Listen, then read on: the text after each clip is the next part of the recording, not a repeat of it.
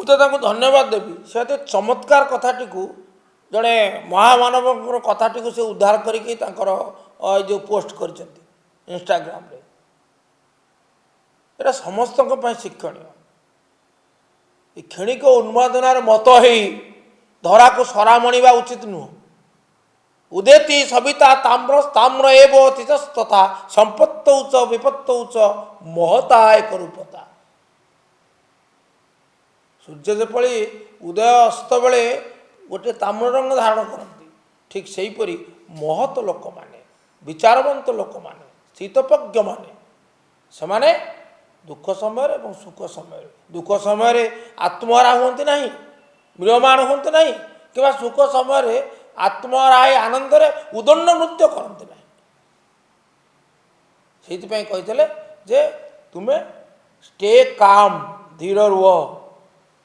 ଜନ୍ F Kennedy ତାଙ୍କୁ ଉଦ୍ଧାର କରିଛନ୍ତି।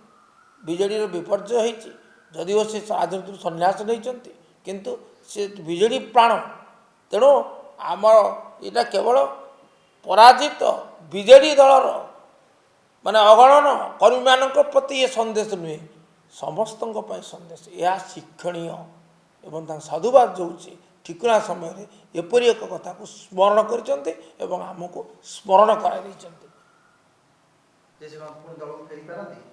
ତା ସହିତ ଆର କିଛି ସମ୍ପର୍କ ନାହିଁ। ସେ ନିଜେ ତାଙ୍କ ନିଷ୍ପତ୍ତିରେ ସେ ରାଜନୀତିରୁ ସନ୍ନ୍ୟାସ ନେଇ ଦୂରରେ ଅଛନ୍ତି। ସେ ଯେ ଚାହିଁବେ ଆସିବା ପାଇଁ, ଆମର ସଭାପତି ନବୀନ ପଟ୍ଟନାୟକ ଉପରେ ନିର୍ଭର କରେ ତାଙ୍କୁ ସେ ସୁଯୋଗ ଦେବେ କି ନା। କିନ୍ତୁ ସେ ଯେହେତୁ ଗୋଟେ ବକ୍ତବ୍ୟ ରଖିଲେ, ଜଣକୁ ଉଦ୍ଧାର କଲେ, ତେଣୁକରି ସେ ଆସିଯିବେ।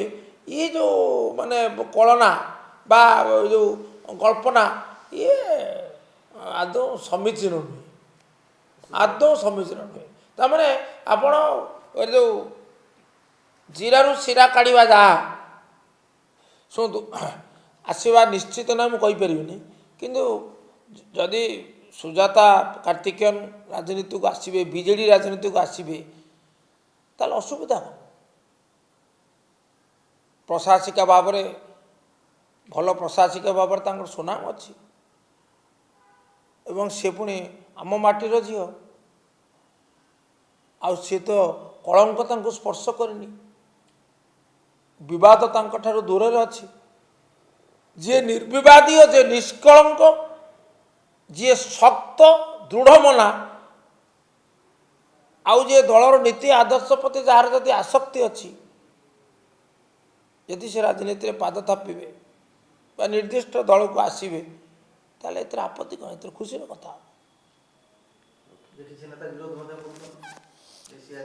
ଏପରି କୌଣସି ଗୋଟିଏ ପ୍ରସଙ୍ଗ କଥା କୁହନ୍ତୁ ଯେଉଁଥିରେ 100ରୁ 100% ଲୋକ ଏକମତ ହେବେ। ଆପଣ ବା ଗଣତନ୍ତ୍ରରେ ଅଛନ୍ତି, ସଂଖ୍ୟାଗରିଷ୍ଠ ମତକୁ ନେବେ। ମୋଦିକୁ 100% ଲୋକ ଗ୍ରହଣ କରୁଛନ୍ତି? ମୋଦିକୁ 50% ଲୋକ ଗ୍ରହଣ କରୁଛନ୍ତି କି? 50% ଲୋକ, 50% ବିରୋଧ ସତ୍ତ୍ୱେ ସେ ତ ପ୍ରଧାନମନ୍ତ୍ରୀ ଅଛନ୍ତି। ନିର୍ବାଚନ ପରେ ନିର୍ବାଚନ ଜିଣୁଛନ୍ତି। କିଛି ଲୋକ ବିରୋଧ କରିବେ, ତାଙ୍କର ଯୁକ୍ତି ସହ ବିରୋଧ କରନ୍ତୁ, ଆପତ୍ତି ନାହିଁ। ବ୍ୟକ୍ତି ସ୍ୱାଧୀନତା ଉପରେ ଆମେ କାହିଁକି ଦ୍ୱନ୍ଦ୍ୱ କରିବା? ଲୋକେ ବିଚାର କରିବେ କିଏ ଠିକ୍ କିଏ ଭୁଲ।